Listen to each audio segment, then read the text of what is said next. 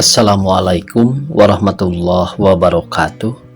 Pamirsa sabekrebar dongeng Sunda Mang Cecep Gorobacep anu satia satuhu manco di mana wae ayana. Dina dangat ayeuna urang neraskeun hanca dongeng Teu sangka lamunan laksana bagian ka-10. Ieu yasana Bapak Atolib. Sateuacan pedari dongengna sakumaha biasa ngahaturkeun rebu nuhun laksa ketika bingahan ka anu tos satia satuhu manco ngomen oge ngalaik kana ieu dongeng-dongeng Mang Cecep Gorobacep. Mudah-mudahan eta kasayan dibales ku Gusti Anu Maha Suci. Amin ya Allah ya Rabbal alamin. Sumangga supados teu nyangkolong teuing kana waktos wilujeng ngadangukeun.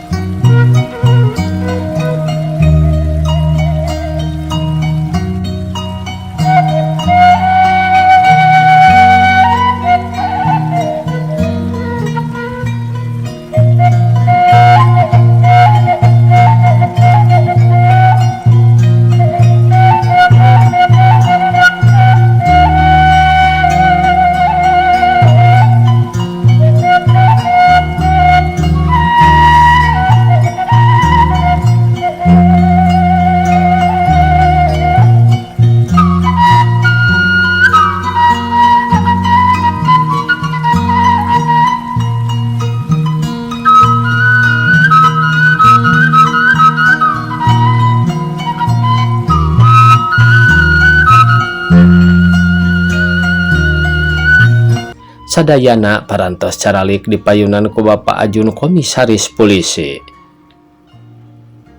Nyanggakeun kawilujengan kasadayana suruh Bapak Komisaris ngawitan nyarios bari ngasongkeun panangan. Nuhun. Sawalerna suruh Pamayor. Ieu pun akang teh bade ngabuktoskeun pun lanceuk sareng sepuh teh kumaha pamundut ayi komisaris. Nalika akang unjukan teh suruh Pawijaya. Leres nuhun atuh Kang. Kantenan ari parantos kieu mah tiasa langkung utami. Abdi tiasa nguping heula katerangan ti Uwa sareng ti Kang Mayor Rukma. Punten wae ama, abdi ngarepotkeun ka sepuh sareng ka akangnya suruh Pak Komisaris. Henteu Aden, malah atuh wae ama teh teu kantos pendak heula.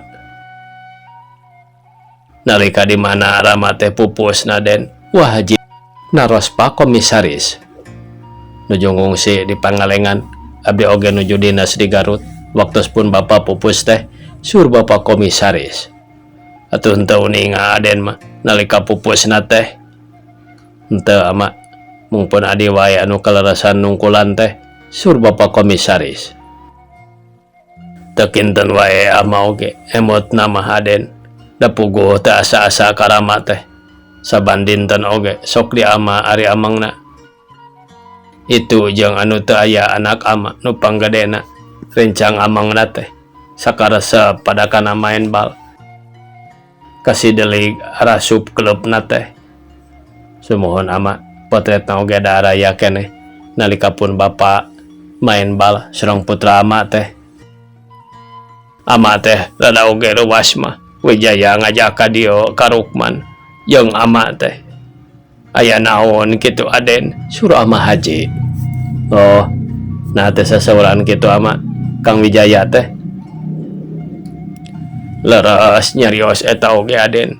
Sanggemna mah bade naroskeun tina perkawis pun adik Haji Abdul Ghani. Sumohon ama abdi bade aya nu ditaroskeun ka ama teh. Da puguh ama sadare ka Wah Haji Abdul Ghani teh. Tangtos bae uninga panginten kana kaayaan anjeunna teh. Dupi Wah Haji payun mana pupusna sareng gerehana Bapak Komisaris ngawitan naros. Payun adi ama Aden maotna teh. Ama mah raya teh ka Wah Haji istri sanes. Loros Aden, adi teh ama mah ka pamajikanana. Sabaraha hiji ama ari putrana Wah Haji Abdul Ghani teh Pak Komisaris naros deui. Mung hiji Aden anu ngaran Kurnia bae. Tegaduh deui anak pun adik mah. Dupi ayeuna parantos pupus sanes anjeunna teh leres di Tasik wartosna mah.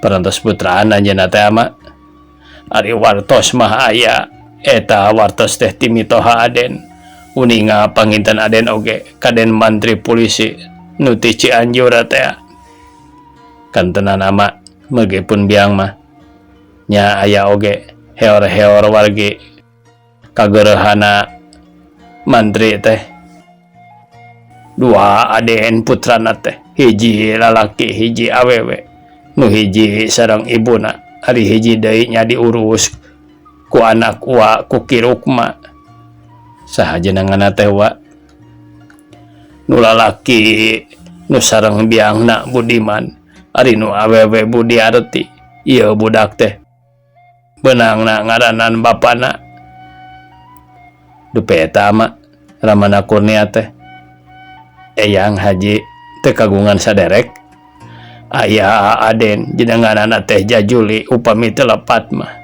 namung kapungkur oge anjeunna teh parantos teu diangken putra ku Ramana teh jalaran jahat sering pisan kenging hukumanana oge nya aya wartos sumping deui karayina malah sabumi sareng Haji Abdul Ghani teh dugi kapupusna Haji Abdul Ghani oge nya aya di bumina saderekna teh malih wartos nama sagala kakayaan pun adi teh kadinya rag-ragna mergi ka wartos kon Asep Kurnia putrana Haji Abdul Ghani parantos teu aya di kieuna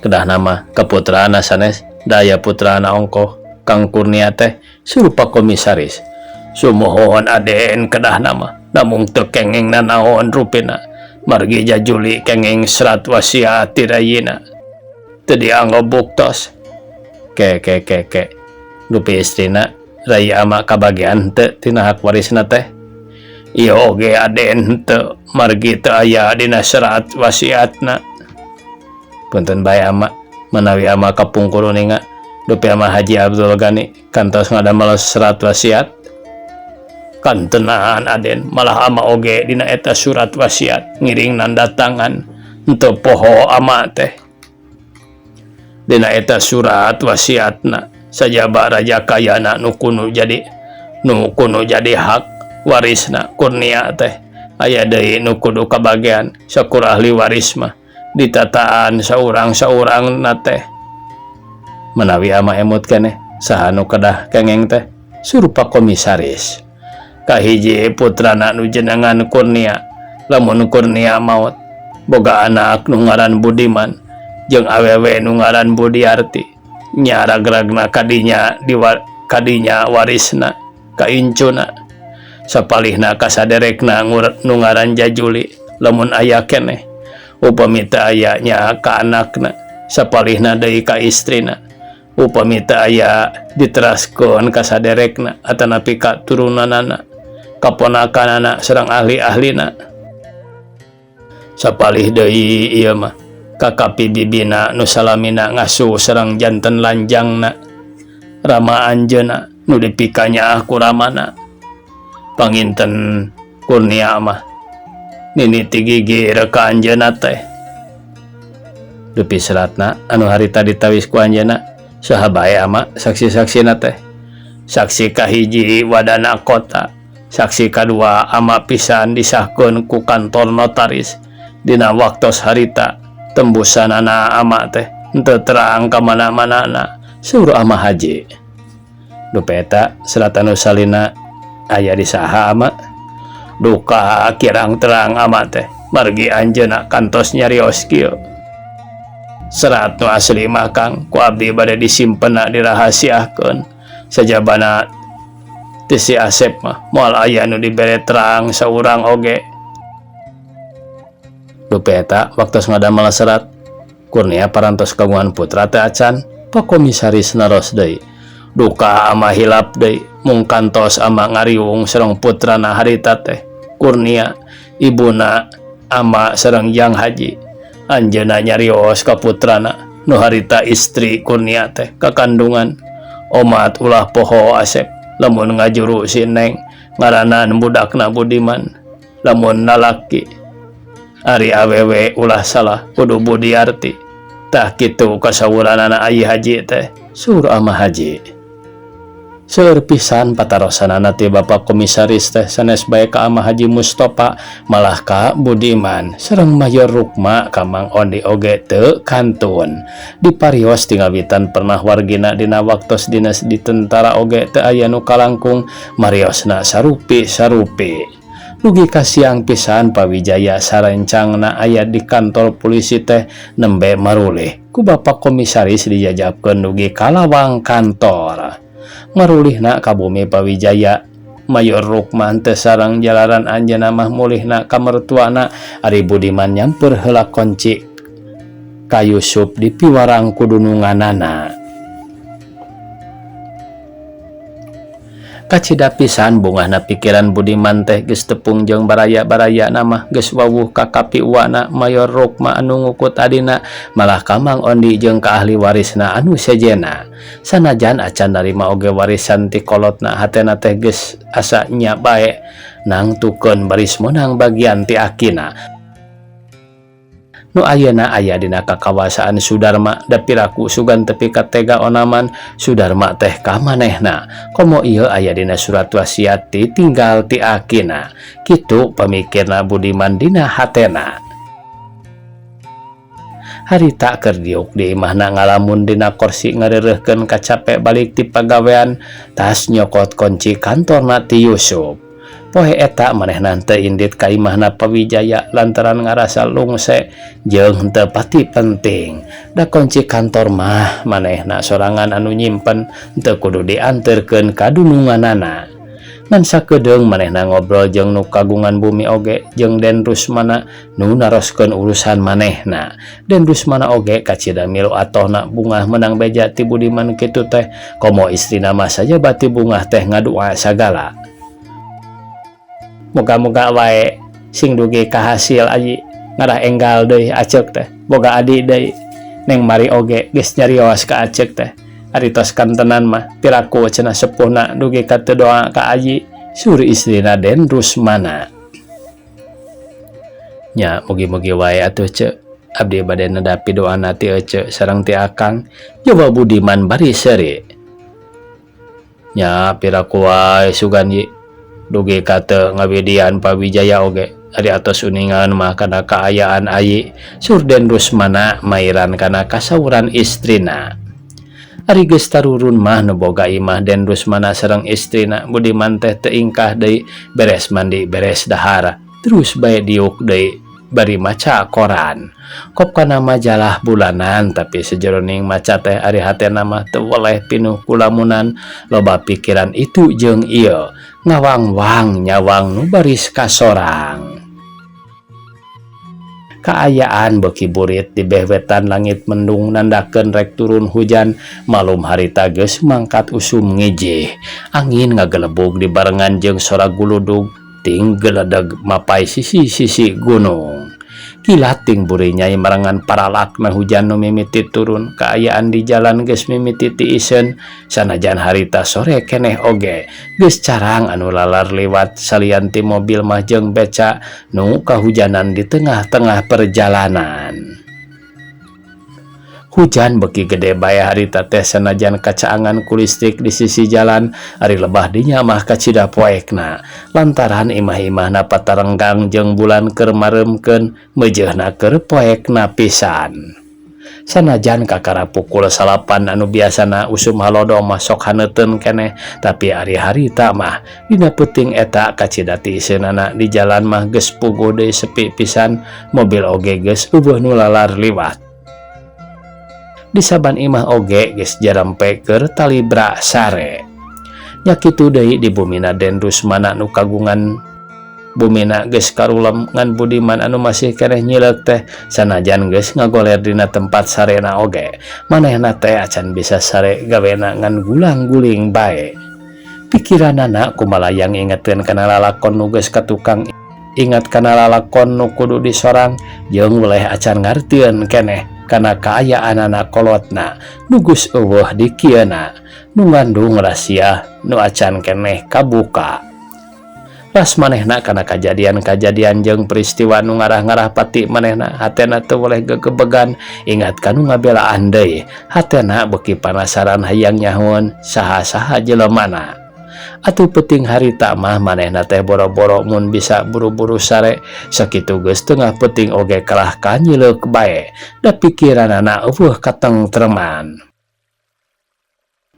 Hujan geus meh raat teu pati ngagebret teuing ngan cikaracakna tina talang masih keneh kadenge ting gurulung jeung sora paralak nyeuci hujan dina dangdaunan nu kagibrikeun ku angin. Dina kaayaan nu sakitu simpena ku Budiman kadengean sada aya nu lempang ku kucuprakan dina cai leuncang ngadedeukeut ka lebah kamar papiliuna. Manehna nu keur nyileuk cengkat leungeun nyasar kenop listrik nu aya luhureun dipan cetrek bae tromol listrik teh dicetrekeun mereuman lampu nu aya di jero ari nu di luar mah tetep bae caang. Budiman turun nalaunan nyingraikeun gordeng tutup kaca papiliuna neong kaluar hayang nempo bener henteu aya nu lempang. Kacida manehna ngagebegna hatena ngadak-ngadak ratuk barang breh ku manehna katembongeun dina lebah hareupeun panto pisan aya jelema keur dodongkoan ngadeuketan panto. Pakean sing sarua hideung da puguh hujan geus raat bulan geus mimiti reyem-reyem kaluar ti belah kulon lampu di luar sakitu caangna. Nu aya di luar teh sidik pisan dadeganana boh rupana oge ngan Budiman teu wawuheun ka eta jelema teh. Budiman jongjon nangtung noong nu di luar hatena geus tenang teu pati ratug teuing. Nu di luar teh ngadeuketan kaca panto leungeunna apel kana kaca dituturkeun ku panonna noong ka jero. Da puguh lampuna dipareuman nu ti luar mah moal awaseun eta jelema teh mundur deui salengkah ka tukang ngajanteng sakedeung kawas anu keur mikir. Kituna teh henteu lila eta jelema ngadeuketan panto deui bari gegeroan nalaunan ngetrok-ngetrok panto.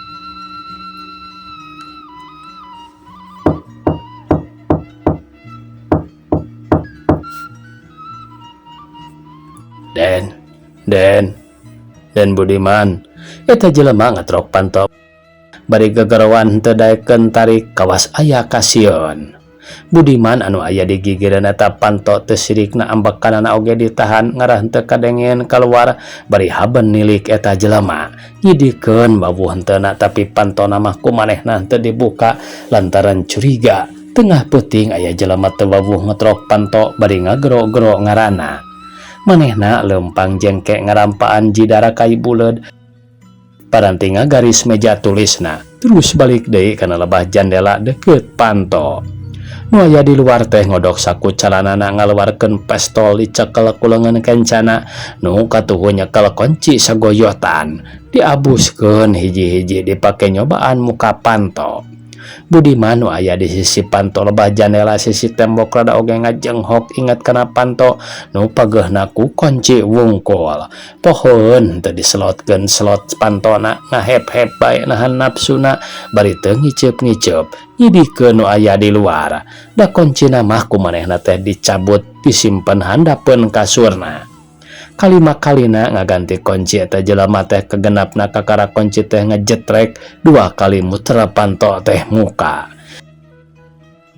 Brai panto muka si jelema teh mundur heula ngagantikeun leungeunna nu kenca dipake nyabut kunci nu katuhu dipake nyekel pistol.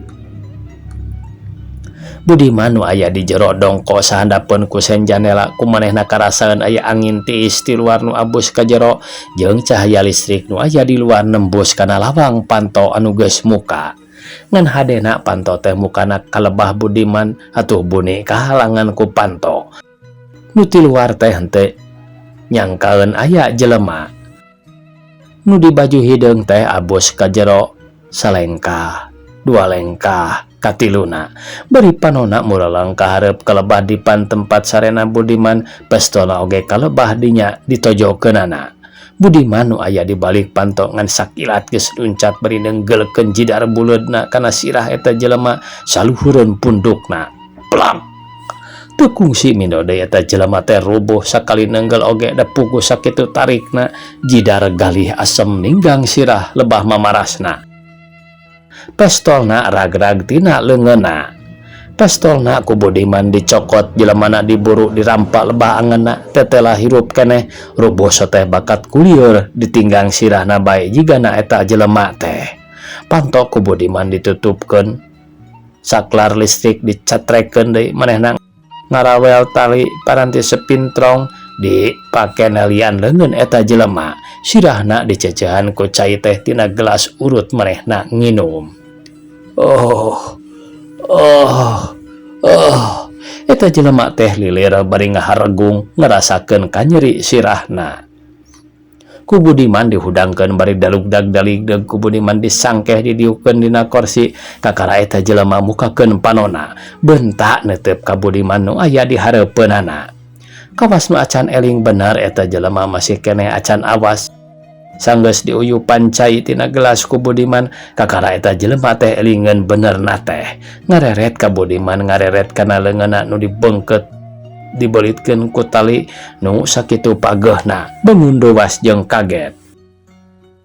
Abaskeun ku si Laing, ieu pistol tang tu nembus kana dada lawan maneh teu terus terang atawa ieu jidar ninggang deui hulu. Jawab ku si Laing pananya dewek ulah bedas teuing nyaritana. Jeung saha si Laing penting ieu datang ka imah aing teh. Doaan ka tilu tukang beca, jawabna. Di mana ayeuna? Eta batur si Laing ayana. Itu di hareup sisi jalan tukangan pagar kembang sapatu, jawab eta jelema. Mawa pistol henteu? Mawa, jawabna deui. Budiman ngahulang sakedeung terus nangtung ngarawel taplak meja dipake nyocokan sungut eta jelema. Tali nu ngambai sesana nalian leungeun dipake nalian awakna dihijikeun kana kursi. Manehna oge pakaianana diganti ku kaos hideung leungeun panjang di calana hideung nurutan jelema nu geus diringkus ku manehna. Terus muka panto kaluar ti jero imah. Lempangna dodongkoan mapai anu poek mancal pagar nu brasna ka kebon lebah pagar tangkal kembang sapatu panuduhan jelema nu geus beunang diringkus teh. Ti kajauhan ku manehna geus tembongeun aya jelema keur lelempangan di sisi jalan ari becana mah aya di sisi dipake ngaringkuk ku tukang becana. Budiman geus kaluar tina pagar tukangan pisan nu keur lelempangan palebah nu poek kahieman ku tangkal buah anu ngaroyom. Nuker lempang teu curigaan nyangka ka baturna nyamperkeun ka Budiman anu keur nyakal pistol beri setengah tunduhun jigana teh jeung ti tadi ngadadago lempangna tungkul ngadeukeutan ngan sajorelat leungeun nu nyakel pistol tadi dipake mapa gado eta jelema gagangna ku Budiman dibalikeun dipake ngahantem gado jeung carehamna. Serangan nu ngadadak teu disangka-sangka sakitu tarikna ninggang anu keur bongoh ngan ukur kadenge nyebut aduh lalaunan geus ngajengkang dua kali nenggel oge teu hudang deui. Pistolna tina leungeun eta jelema dijamret diabuskeun kana saku calanana jelemana digusur ka sisi pagar manehna balik deui ka pakarangan ngalaan tambang injuk tina pamoean dipake ngaringkus eta jelema. Budiman teu nolih ka tukang beca nu keur kerek dina becana terus bae ngagedor panto bumi Den Rusmana sanggeusna terang ka Budiman nu ngegedor panto nyaring terus kaluar bari nanya. Naon Budi? Tebuh sabaraha ieu teh? Tebuh 1,2 rupina Kang. Ieu abdi tulungan nyandak baterai sakantenan, jawab Budiman. Den Rusmana di jero kacida kagetna nguping jawabna Budiman kitu teh bari nyandak baterai anjeunna kaluar. Cobi Kang, ieu pistol cepeng. Cek Budiman bari mikeun pistol nu tadi dicekel tas dipake ngajul careham musuhna. Pistol saha eta teh? Den Rusmana nanya ka Budiman bangun nu kacida kagetna. Pistol penjahat Kang, mangga wae cepeng ku Akang. Mangga abdi tuturkeun ka dieu. Jawab Budiman bari ngaluarkeun pistol tina sakuna dicekel ku leungeun katuhu nu kenca nyekel baterai nu Den Rusmana. Udang si Laing, cek Budiman ka tukang beca nu keur ngaringkuk bari diguyah-guyah.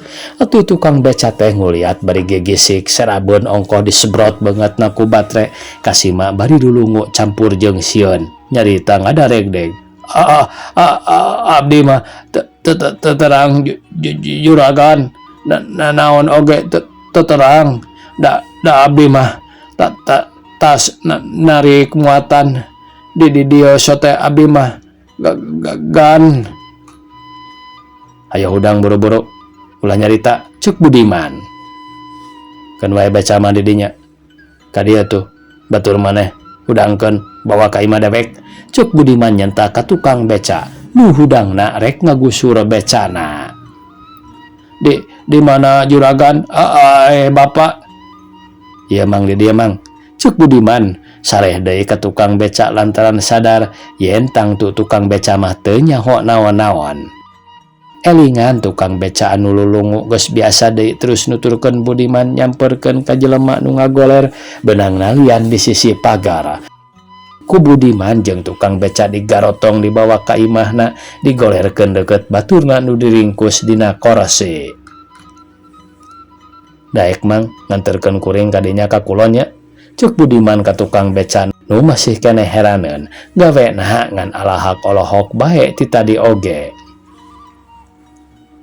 mangga jawab tukang beca kang wayahna di kantun heula ku abdi cek Budiman ka Den Rusmana nu masih keneh ngahulang acan ngartoseun Budiman teu ngadagoan heula jawaban ti Den Rusmana terus bae nungtun tukang beca diajak indit becana geus dikajalankeun celak bae ditumpakan ngajugjug bumi Pawijaya teu lila geus nepi ka hareupeun bumina kulantaran panto pakaranganana dikunci keneh Budiman kapaksa naik mancal kana tembok pagarna terus kapanto mencet bel sorak bel di jero ngirining teu lila panto aya nu muka ku Mang Ondi anu harita aya di dinya acan pok Budiman nyarita Mang Ondi geus miheulaan nanya kawas nu ngarasa heran jeung nanyana oge kawas nu pohara kagetna jeung satengah keheul nepi ka Budiman memeh ngajawab teh ngahulang heula rada teu ngartieun Budiman kumaha salamet kapiharan babar untung kumaha